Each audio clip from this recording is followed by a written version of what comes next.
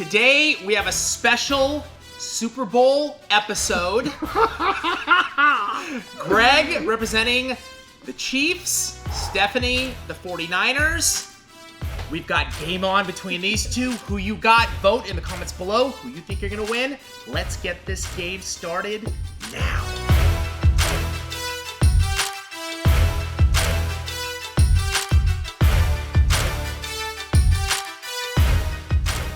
Being from NorCal, of course, I had to choose the 49ers, and I am a 49ers fan myself, so I'm pretty excited. So let's get into the demo. I'm going to use ManiQ Gold 102, ManiQ Red 102, Shimmering Sand Glitter, and Mission Control Overdrive. All right, so for this video, my nails are already sculpted and filed into shape. So we're gonna get started by applying Protein Bond. Protein Bond over the enhancement is just going to prevent our gel polish from chipping. So we'll go ahead and get that on all 5 nails from cuticle to free edge, making sure I get the outside so that we're positive there will be no chipping with our design.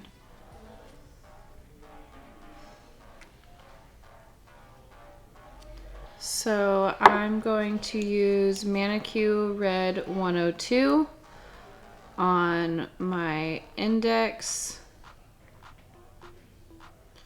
So making sure I have a nice even full coverage as close to the cuticle as possible without coming in contact.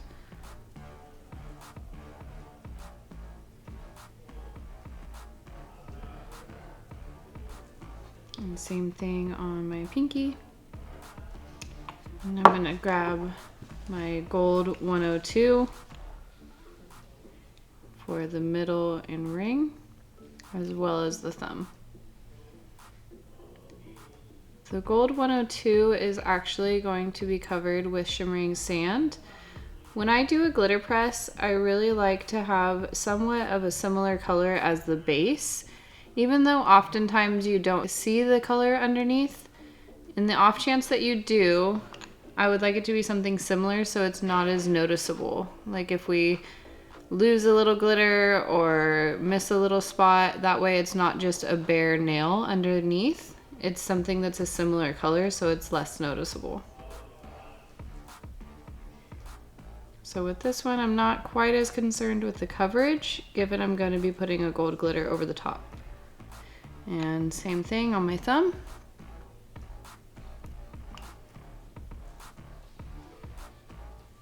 We're gonna go ahead and pop this in the light for 30 seconds. I'm going to go ahead and glitter press my gold nails. I'm gonna do the gold glitter press prior to doing my second application of red, just in case I get any of that glitter in. I don't want to be getting loose glitter in my wet red gel polish. So I'm gonna do the glitter press first and then come back and do the red ones. And I'm just brushing all that glitter down to make sure it's nice and smooth so I can't feel any through my top coat. And we're going straight from the jar to the nail into that tacky dispersion layer. Shimmering sand is definitely one of my favorite glitters of ours. It's such a beautiful gold. All right, and same thing on the thumb. And from jar to the nail, and I'm just using an old dry makeup brush, nothing fancy, just something you can get at the department store. All right, and just clean that up, make sure I got all of the extra glitter out of the cuticles and all smoothed down.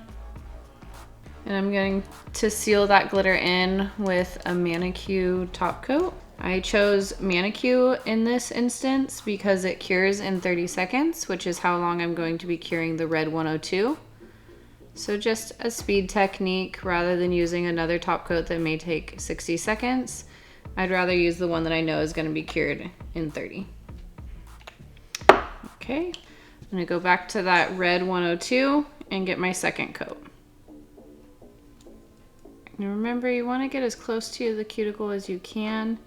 So I'm actually kind of pulling my skin back when I'm getting close to the cuticle and the sidewalls. You definitely don't want to flood the cuticle area because then you have to worry about cleanup or any kind of like peeling. And we're gonna go ahead and get that in the light for another 30 seconds. Okay, so I'm going to grab my swipe and get rid of that tacky dispersion layer on the nails that I'm gonna be doing a design on. Removing the dispersion layer for me just kind of gives me, it doesn't blur my lines as much when I'm doing art. So I just like to get rid of it. I'm gonna grab my Mission Control Overdrive, take some of this out and place it on my tile. All right, so when I think of San Francisco, of course, the first thing I think of is the bridge. I'm just gonna start by placing lines. And when I'm doing straight lines, I literally just let the brush do it for me. I just place the brush down and then kind of lay the rest of the bristles flat so that I can get a really crisp straight line. I'm gonna do the same thing over here. Since I'm working with Mission Control and I'm doing a lot of fine lines, I'm actually gonna go ahead and flash cure in between so that I don't have to worry about messing up my design. In the light for about 5 seconds. Flash curing while doing fine artwork really helps because then I don't have to worry about if I bump that or if I do a couple designs and I don't like it and I wanna wipe it off. I know that I have my base already secured. So I'm just kind of setting the structure of the bridge. Since I'm doing this design on 2 fingers, I do kind of want to line them up while I'm working so that I know that the design is going to flow rather than doing them individually and putting them together and having them not match. We can always add a bit to the design that we've already placed.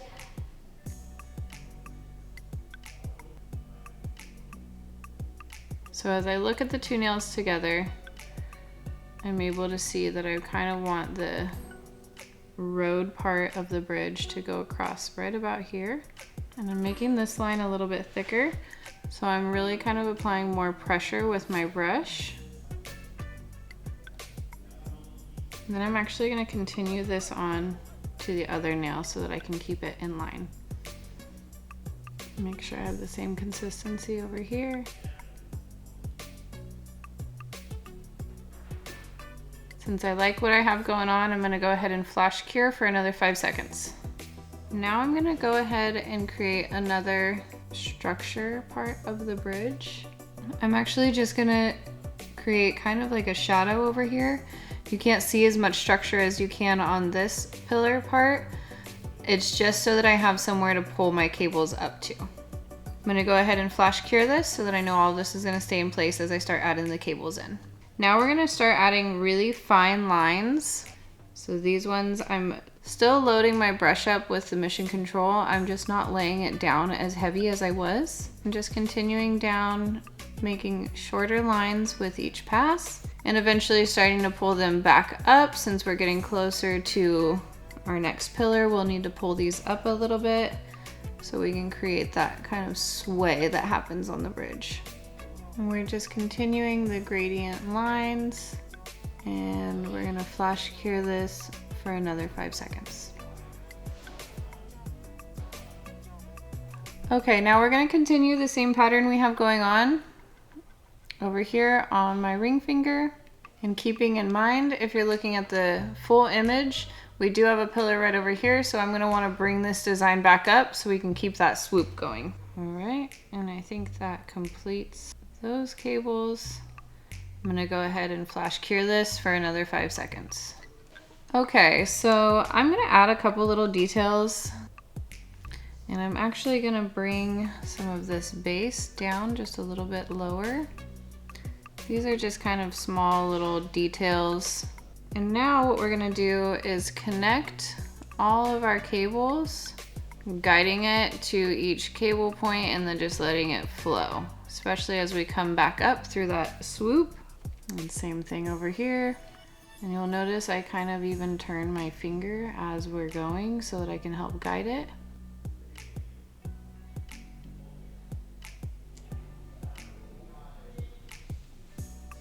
And we have just a little swoop over here on this far side. Make sure it looks like the design is continuing on. All right, we're gonna go ahead and get this in the light. Okay, so for the final touches, I'm actually gonna pull a second cable through to give it the depth.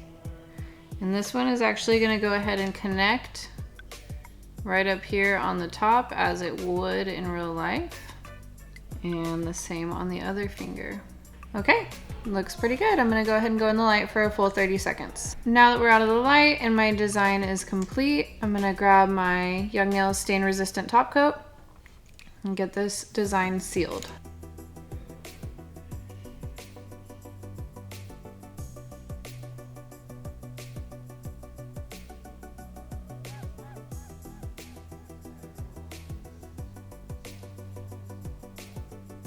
All right, so once your top coat is complete, we're gonna go in the light for 60 seconds. All right, once it's been 60 seconds, we can come out of the light, use my swipe to remove that tacky dispersion layer. We get questions sometimes about stain resistant not being shiny.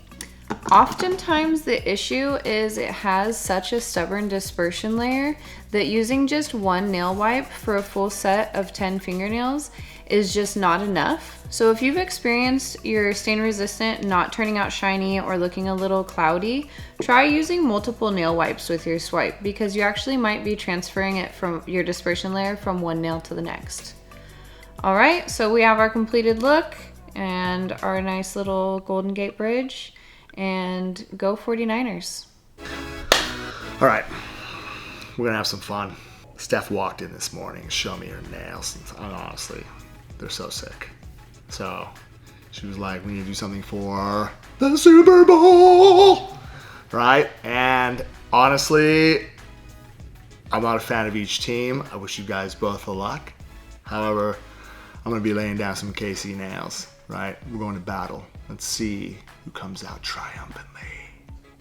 So Steph's already laid down a tight set.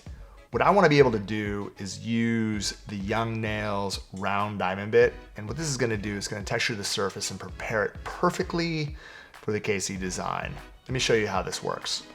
I'm using the diamond round bit to get around the cuticle. And the best part about this is I could get it really, really tight around that cuticle area. Not only clean up around the skin, but it's gonna prepare the perimeter so that I can get it as tight to the sides as I possibly can. And then what I'm gonna do is just run the barrel. You can see I have all of that space right there. And what I can do is just run it down in one direction all the way through, tickling off the shine. Now again, you can switch out. Since I'm only doing one finger, I stuck to one bit. You could use this bit to go around the cuticle areas and switch out to a diamond barrel and then cover the whole surface of all the nails really, really fast.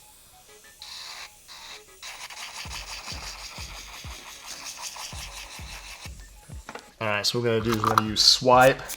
We're gonna dust all that off, whatever residue is there. I could just use my wipe to clean off whatever I used my brush on. Coming in for some PB, protein bond. All right, same thing. Nice even coat from cuticle to free edge. What this is gonna do, it's gonna ensure the gel polish or the gel paint doesn't chip off the acrylic surface. And remember, too slick up a surface is actually going to create chipping or wear around the edges. You want texture. That way, nothing peels off. So what I'm gonna do is I'm just gonna take a tile out, just going to put a nice amount here. That way I could work right off the tile and not from the jar.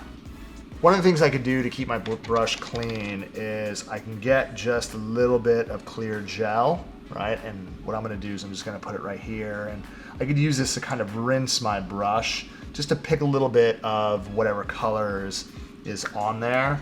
If there is a little bit of dark residue, as you can see it pulled right off, I'm going to be able to get that off the best I possibly can, okay?